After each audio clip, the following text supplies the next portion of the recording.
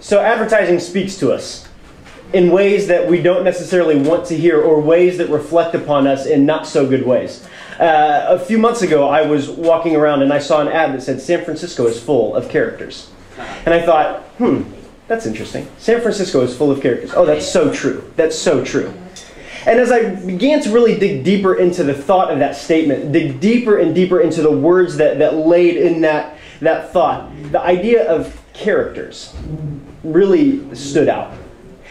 Characters are actors. People who don't really know who they truly are deep inside. Why don't you talk about it? And when I saw, that ad, when I saw that word laid out, and as I continued to think more and more, it began to speak within an idea about identity. Who are we truly at the deepest core of our very being? Are we really a people that are searching for something more, or are we just trying to live as characters in a story that is not even our own? Why don't you shut up? I know. So, this is what came out of this sort of search, if you will. Who am I? A good question to start with.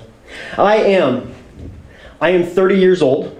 I'm married to a beautiful woman whom sometimes I wonder if I truly deserve. I'm a child of two parents who sacrificed much and worked hard to give me a future because they believed in me more than I believed in myself. I am the grandson of a city bus driver, World War II infantry veteran, Cubs fan, nurturer, and hard worker who have taught me the importance of family, and a CPA and a law clerk whose belief and service to God has changed my life. I'll never forget the day my grandfather stopped me and looked deep into my eyes to say, Aaron, I pray for you every single day. I just want you to know that. I'm scared. I'm scared to death of the day that he passes away. And I'm scared as to whether or not someone else will pick up that banner of faithful prayer for my life like he has. I'm an older brother to someone who has far more talent and creativity in his left pinky than I have in my entire being, who has modeled to me the posture of silence and humility, and who continually teaches me what loyalty and faithfulness look like. I'm in love with children, yet I'm terrified of failing as a father. I am too selfish, I am too impatient to slow down long enough to see the beauty that surrounds my life, let alone share that with a life that I am entrusted to teach and to love, to care for, and to show the world to. I'm defined by a lot of different adjectives that seem to capture bits and pieces of my personality and inner being from time to time, but I lack the consistency to truly be called humble, intelligent, fun-loving, courageous, loving, and what other designations have been bestowed. I am wrought with pride and a healthy sense of ego, which causes a downfall of intelligence and short-circuits fun. I'm all too often filled with fear, which makes me feel more like a little boy than anything courageous. I am consistent at being inconsistent. Why don't you shut up? I'm a crier. I know.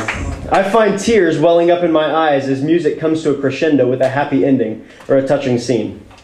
I hate that I am a crier. And I hate that I'm a crier. I'm a pastor to my friends who are scattered around the country and uncertain where the inner strength comes from to walk through the valleys of tragedy and relational disillusion that have become all too common.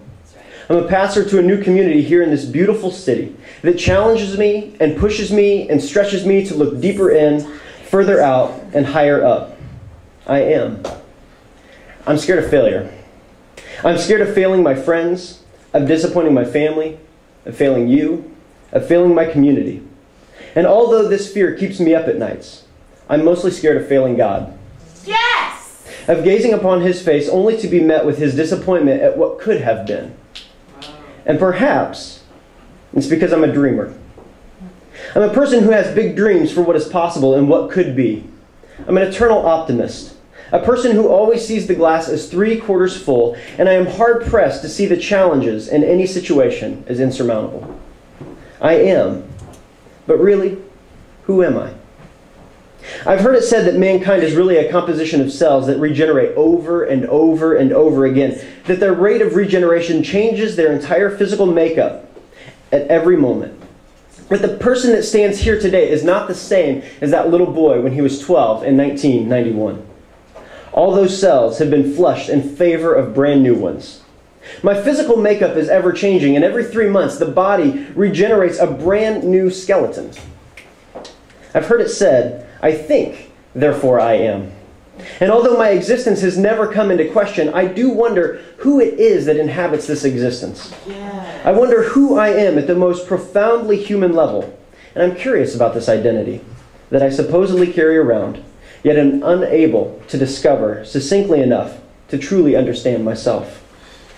This question of identity is at the base of all philosophical discourse. For to grasp it, to hold tightly to it, to truly understand our identity would allow for us to walk through every situation on this playground of life with the utmost grace as we see the bigger picture on full display. Perhaps that's why Jesus is so attractive. Why don't you shut up? His was a life that is truly connected to his humanity, to the very core of his being.